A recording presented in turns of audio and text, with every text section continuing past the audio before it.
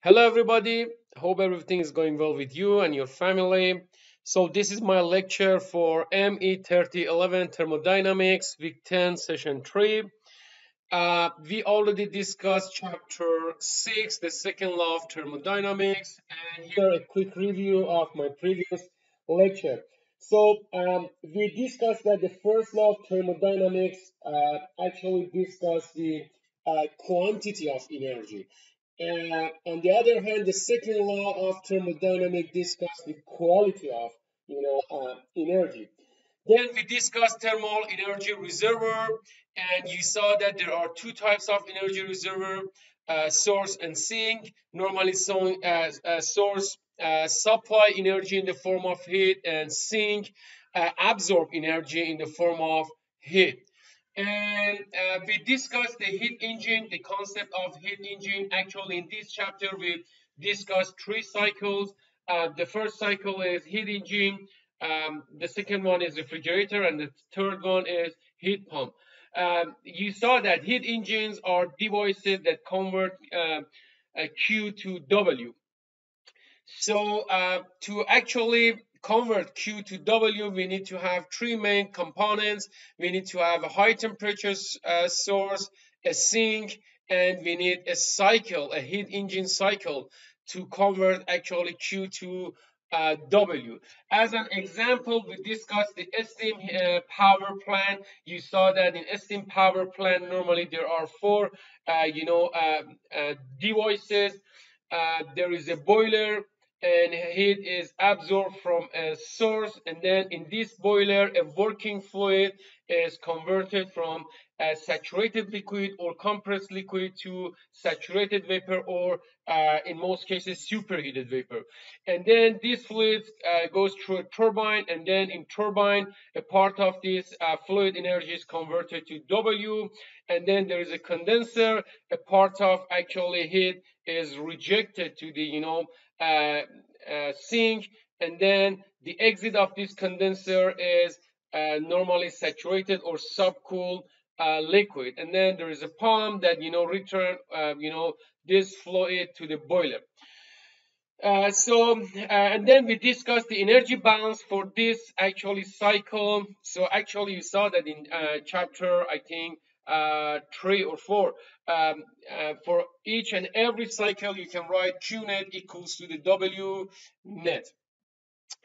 And then we discussed the thermal efficiency of heat engines. For the heat engines, based on the definition of thermal efficiency, based on the general definition of efficiency, we can write efficiency is desired output over required input. In this case, the desired output is W net, and the required input is QH. And then based on the definition for W net, if you write the energy balance for this cycle, we can write W net equals to the actually Q dot net. And then we can simplify the thermal efficiency into this format. So you can use either this equation or this one to find the thermal efficiency of each and every heat engine. Keep in your mind that you need to use absolute values for QL and QH to find the thermal efficiency, because the thermal efficiency of heat engines are always lower than 1. And then eventually we discussed the refrigerators. Refrigerators are devices that transfer heat from a lower temperature medium to the higher temperature medium. We already discussed that normally heat is transferred from a higher temperature places to the lower temperature one. If you want to transfer heat from a lower temperature places to the higher one, you need to add heat, or you need to consume W work. So in these cases, you need to use refrigerator. Each refrigerator has three main components: the cold, actually a sink, a source, and then there is a cycle, a refrigerator cycle, to convert W to I'm sorry, to actually transfer heat from the lower temperature medium to the higher temperature medium. Based on the definition of efficiency for a refrigerator and heat pumps, we use coefficient of performance, or COP. Based on the definition for efficiencies, we can write the desired output, which is QL in this case, over W net. And then again, if you write the energy balance for this cycle, you will see that the W net equals the QH minus QL, and then you can use either this equation or this one to find the COP of refrigerator. So today we will discuss the third actually cycle, which is heat pump, and then I will go over two examples, and then we have some definitions for reversible process, irreversible processes, and then we can start a Carnot cycle after a spring break. So heat pump. Heat pumps used to transfer heat from a lower temperature medium to a higher temperature medium. Okay, question. We actually use the same definition for the refrigerator. If you remember, refrigerator used to transfer heat from a lower temperature medium to the higher temperature medium. So now the question is that, so we discussed that we already discussed, refrigerator. Actually, we use the same definition for the refrigerator. Refrigerator used to transfer heat from a lower temperature medium to the higher temperature one. Question is that what's the difference between the heat pump and refrigerator? The difference is in desired output. For a refrigerator, if you remember, the desired output was Q.L or QL. However, for the heat pump, the desired output is, QH. Actually, we use, heat pump, for example, to heat up our house, our places, during the, winter. So the difference between heat pump and actually, the refrigerator is that in the the desired output in heat pump is Q.H, and in refrigerator is Q.L. They have the same actually processes. They use the same equipment actually, both heat pump and refrigerators. So if you want to calculate the COP for the heat pump based on the definition of efficiency, the desired output is QH and the required input is W net. So this is the definition for COP of heat pump. Again, if you write the energy balance for this cycle, and then you will see that the W net equals the Q net, and then by using the definition for W net, you can simplify the COP of heat pump into this format. So you can use one of these three equations to find the COP of heat pump. Now, for a constant value of QL and QH, let's compare the definition for COP of heat pump and refrigerator. If you compare the definition of COP for heat pump and refrigerator, you will see that the COP of heat pump equals to the COP of refrigerator plus 1. And keep in your mind that the COP for refrigerator is always a positive value. It's more than actually sorry, 0. So based on this definition, the COP of heat pump is always higher than the COP of refrigerator, and then for a constant QL and QH. And also it's always higher than 1. Now, so I told you, you can use the heat pump as a heating equipment. If you want to compare heat pump with the other heating equipment, normally heat pumps have a higher capital cost, however they have lower operating costs. So we discussed that both heat pumps and air conditioners have the same mechanical components.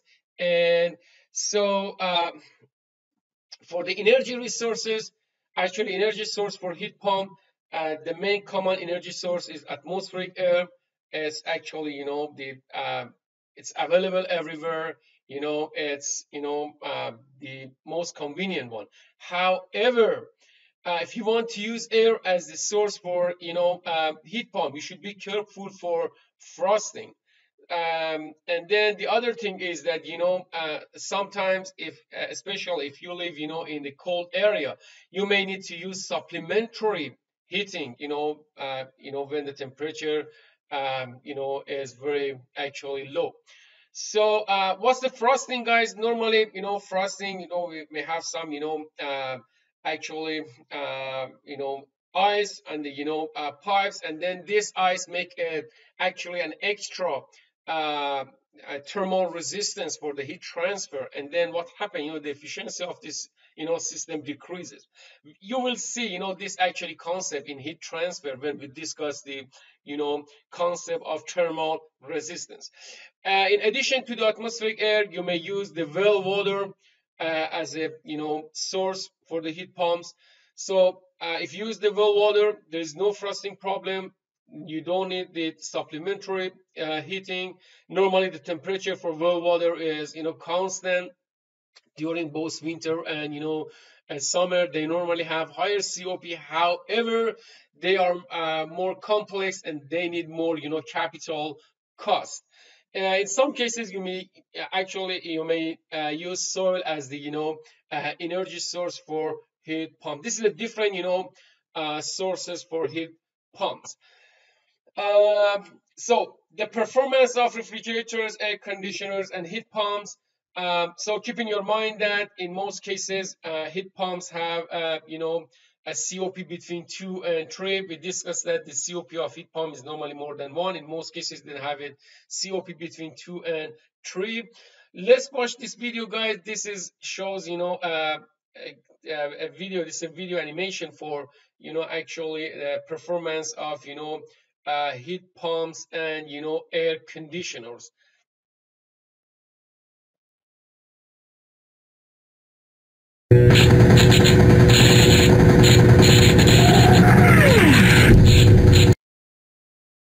Heat pump work. All air conditioning systems, including heat pumps, rely on the refrigerant's pressure-temperature relationship. When a refrigerant evaporates or boils, it absorbs heat at a very high rate, as is the case with all liquefied gases. Since refrigerant has a lower boiling point than most liquids, we can easily manipulate it so that the only heat source needed is room temperature air. We can control this boiling point by altering the pressure placed upon the liquid. Now, let's take a look at the operation of a common split-system air source heat pump. In the summer, the compressor, the heart of the heat pump, receives cool, low This is an air conditioner mode of split. Pressure refrigerant vapor. It then pumps this vapor into the high-pressure side of the system. This hot, high-pressure gas now travels through a routing valve known as the reversing valve to the outside coil, which functions as the condenser. In the condenser, the heat is removed from the refrigerant by the outdoor fan, causing the refrigerant to condense into a liquid. The liquid refrigerant now bypasses the first expansion valve by means of a one-direction valve known as a check valve. The refrigerant, now cooler but still under high pressure, travels along the liquid line to the indoor unit where it is forced through the second expansion valve. This valve partially restricts the flow of refrigerant, creating the needed decrease in pressure, which allows the refrigerant to start evaporating. As the refrigerant evaporates, it absorbs heat from the passing air. In addition, the cold evaporator collects moisture, which provides dehumidification for the home. The refrigerant then travels back to the compressor, where the process is repeated over and over again. During the winter mode, the reversing valve reroutes the refrigerant path, thereby making the outside coil function as the evaporator and the indoor coil as the condenser. The heat is absorbed from the outside air by the evaporator, then brought inside and released by the condenser to heat the home's air. Also notice the outdoor expansion valve is now active as the indoor expansion valve is bypassed.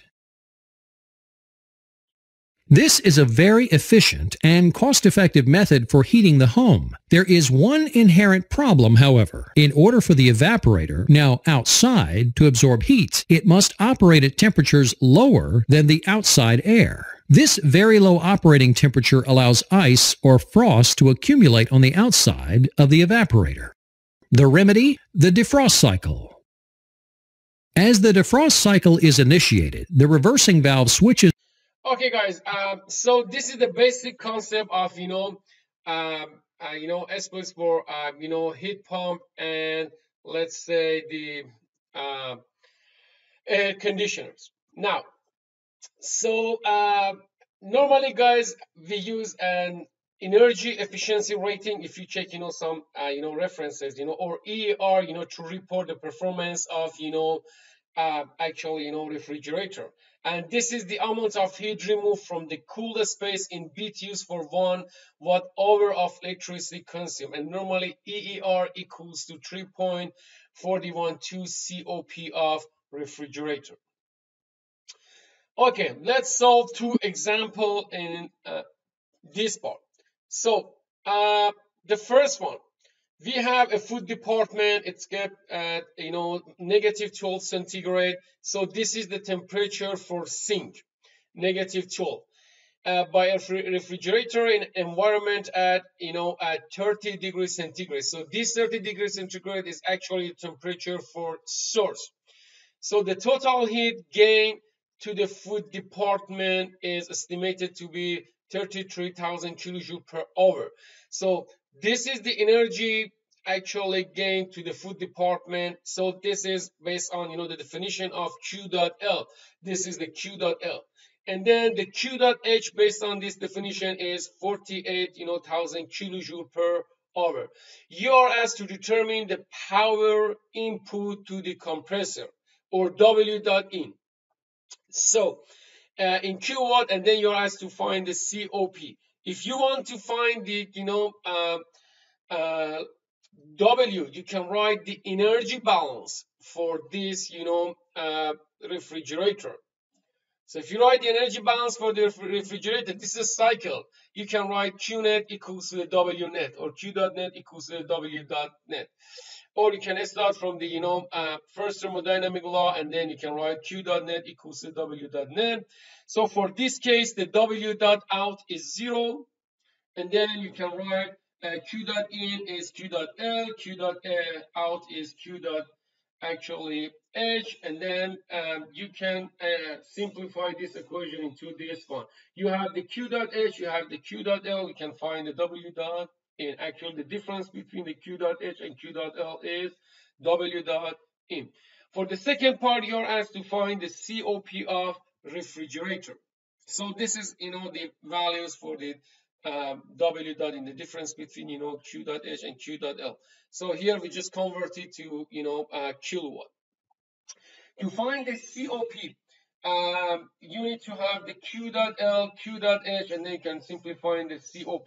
We actually have both Q dot H, Q dot L. What you need to do, you just need to substitute into this equation to find the COP. Sorry. So the COP is 2.2, and this is actually good value. It's we already discussed. Most COPs is between 2 to 3. Okay. Now, that was it. The first example. The second one. This is the second example, and then we solve this example here. So I prepared the guided note. It's available on the Blackboard. Please open the guided note. So for this example, guys, we have a refrigerant. So this is a refrigerator cycle, and then we have some information for different actually devices. The first thing is that, guys, in previous chapter, chapter 5, chapter 4, chapter 3, I asked you guys to make a table and then add all available information to that table. For this chapter, and then for the next chapters, I highly recommend you guys to make a schematic of the process, because you have more than one equipment, and then it's really difficult to just write all information. But if you prepare a simple schematic, you can insert all information into that schematic. So here we have a refrigerator cycle. That for a refrigerator cycle we have evaporator, condenser, compressor, and expansion valve. So it's a good idea, guys, if you make this simple schematic and then add information.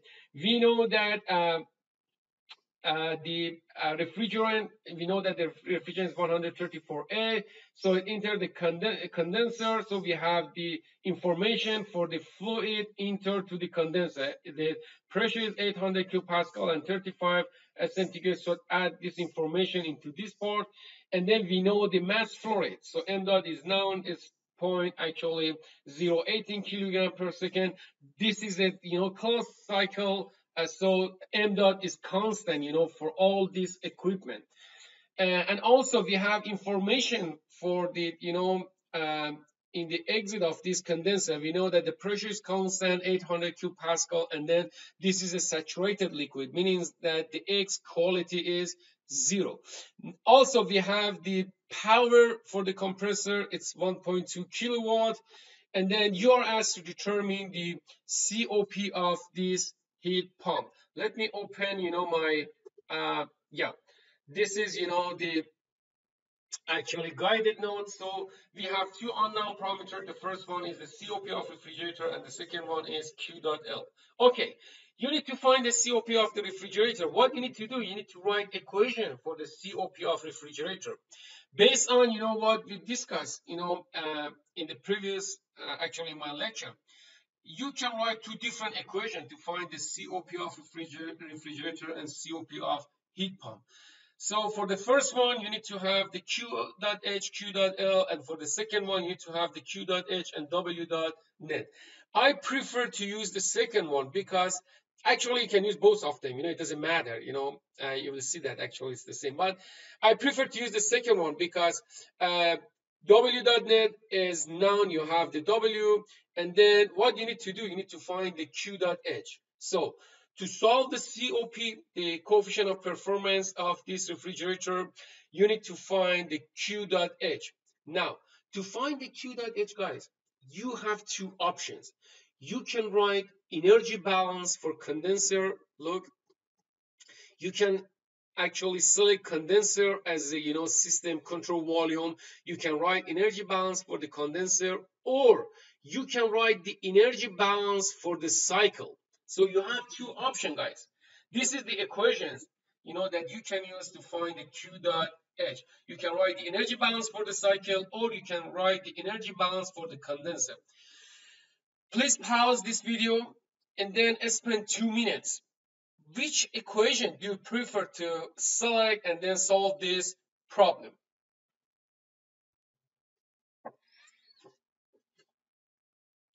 Okay, guys. Now, let's select the first one. If you select the first one to solve, the problem, you need to have to find the Q dot H, because the Q dot net is Q dot H minus Q dot L.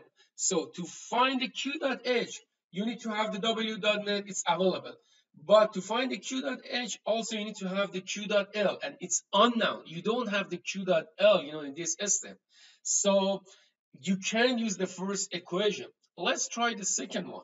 If you want to use the second one, you need to simplify the energy balance for condenser. Please spend 2 minutes and then simplify the energy balance for this condenser.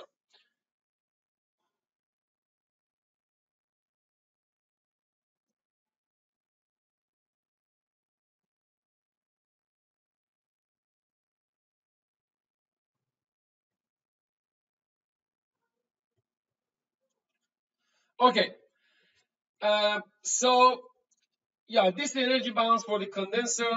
Look, guys, for the condenser, W dot net is 0. So just be careful, guys. The W dot in for the actually cycle and for compressor is not 0. We have the W dot in. If you select the cycle as a control volume, or if you select the compressor, but if you select the condenser as a control volume, there is no W dot net. You can cancel it.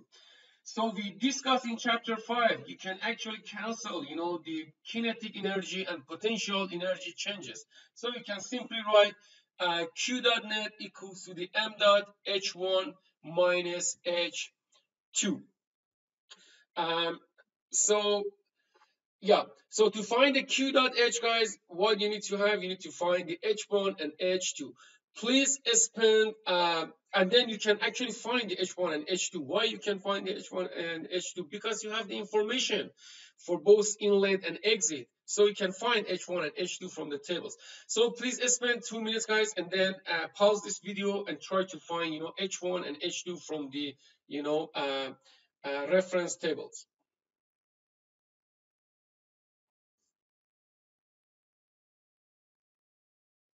Okay. This is table A12. This is the information for saturated refrigerant. So to find the thermophysical actually to find the H2, you know that this is the saturated liquid. So you can report the HF at 800 kilopascal. For the first one, you have no idea if this is the saturated vapor or this is the superheated vapor. So what you need to do first, you need to check the saturated, table for refrigerant 134 to just find the state of this fluid. So I use table A12, and then we have the pressure. The pressure is 800 kilopascal, and then the Tsat is 31.33, and then here you can see that the temperature is 35 in the inlet. So the Tsat is lower than the T given, or the T given is higher than the Tsat, meaning that this actually fluid is superheated at this condition. So if this is the superheated, then you need to use the table for the superheated table. So I don't have the table for the superheated, for the refrigerator 134 here to show you. You can check your tables of property, and then you can find the H1 for superheated refrigerant 134A at this, pressure and temperature. It's 271.24. And then we already discussed that the H2 equals the HF at this, pressure, and then the HF is 95.48. So you now have both H1 and H2. You can substitute into the energy balance equation to find the QH. Now you have the QH, and then you can find the COP. This is the first step to find the COP. Now the second step, guys, you are also asked to find the Q dot L. To find the Q dot L, guys, again, you can write energy balance for actually you can write two different energy balance. You can select the evaporator as a control volume, and then you can write the energy balance for evaporator. Look, guys, Q dot L cross, the boundaries if you select the evaporator as a control volume. This is the first option. The second option, you can actually select the whole, system, the whole cycle as a control volume, and then you can write the energy balance for this cycle. So based on this explanation, you can set two different, equations to find the Q dot L. Please spend 2 minutes and then just answer this question, guys. Which equation do you prefer to select? The first one or the second one? Do you prefer to use the energy balance for cycle or energy balance for evaporator?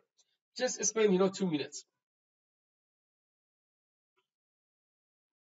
Okay, guys, look, if you select the energy balance for evaporator, then you need to have at least, H2 and H1, to find the Q dot L. So to find the H1 and H2, you need to have, the two intensive properties of fluid in the inlet and exit of this evaporator. And we have no information, guys. No information is available here, so you are not able to find the H1 and H2 for the evaporator. Let's try the cycle. If you write the energy for this energy balance for the cycle, you can write W dot net equals to the Q dot net. So for the W dot net is given. You have actually the W dot in, the W dot out is 0. And then the Q dot net is Q dot L minus Q dot H. You determine Q dot H in the previous section in part A. So you can use that Q dot H in this actually part to find the Q dot L. So for the second part, to find the Q dot L, you should use energy balance for the cycle. Please spend 2 minutes and then try to find the Q dot L.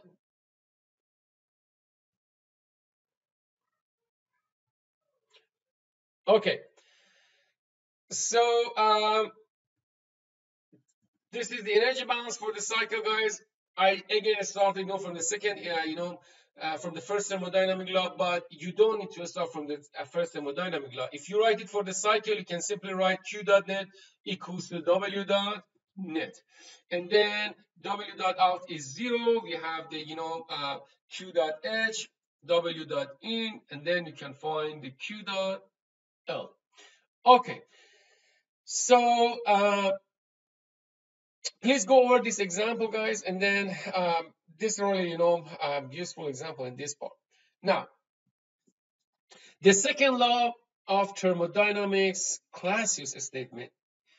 So you already learned, one statement for the, second law of thermodynamics, and based on that, a statement, we use the actually heat engine concept to, define the second law of thermodynamics.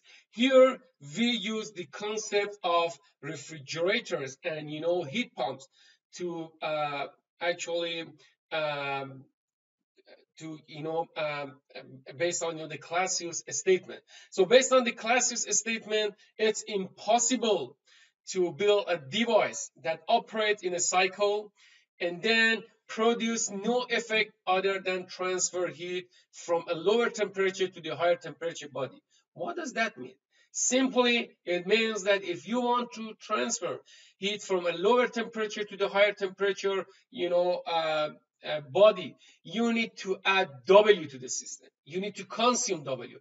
It's impossible to naturally to transfer naturally heat from a lower temperature to the higher temperature. If you want to transfer it, you need to consume W. So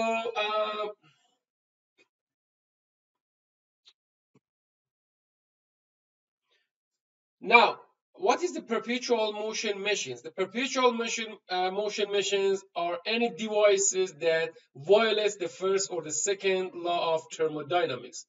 So if a device violates the first law, it's called, PMM1, and for the devices that violates the second law, they are called PMM2. Look, guys, let's look at, this example.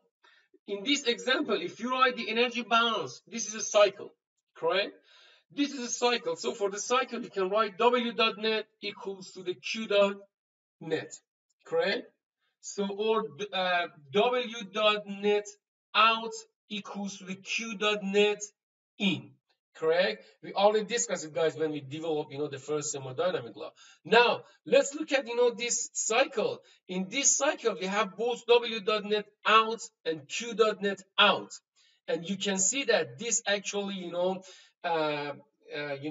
cycle violate the first thermodynamic law, because based on the first thermodynamic law, for this cycle, we need to have Q dot net in equals to W dot net out. So this actually, cycle violated the first thermodynamic law, and this is called PMM1. For the second one, this one. So in this cycle, guys, we add Q to the system, and then we produce W, and then there is no actually heat waste to the surrounding, correct? There is no condenser. So, and then you saw that this system actually has an efficiency of 100%. We are actually converting Q 100% to the W, and it's impossible, to make actually this machine. This actually cycle violate the second thermodynamic law, and this is called, PMM2. Keep in your mind that, guys, there is no machine, that actually violate the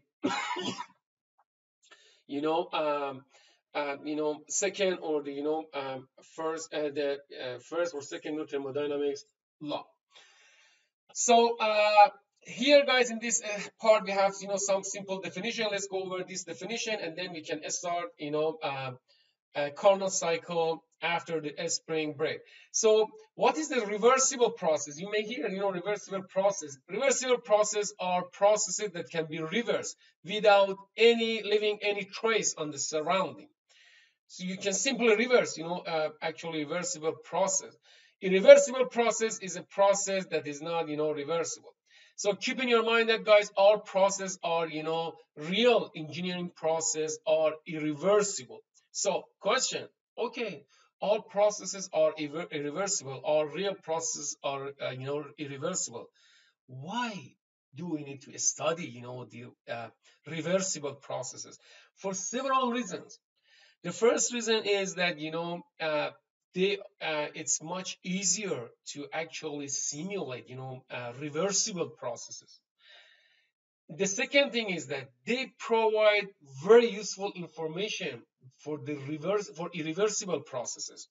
Correct. For example, if you find efficiency for irreversible processes, then you know that it's impossible to make a machine that with a higher actual efficiency than reversible process, because you know that the irreversible process has lower efficiency, so you can find actually a maximum value for the efficiencies. So here you can see the reasons for the actually that normally we study the reversible processes. And then there are several reasons for irreversibilities, frictions, chemical reactions, electrical resistance, mixing of two fluids. There are several reasons for irreversibilities. So keep in your mind that, guys, we may have two types of two types of reversible process. We may have internally reversible processes, externally reversible processes, and then totally reversible processes. Please study, guys, this concept, and then I will set a Zoom meeting, and then I can ask your question during my Zoom meeting. Thank you so much, guys, and have a great day.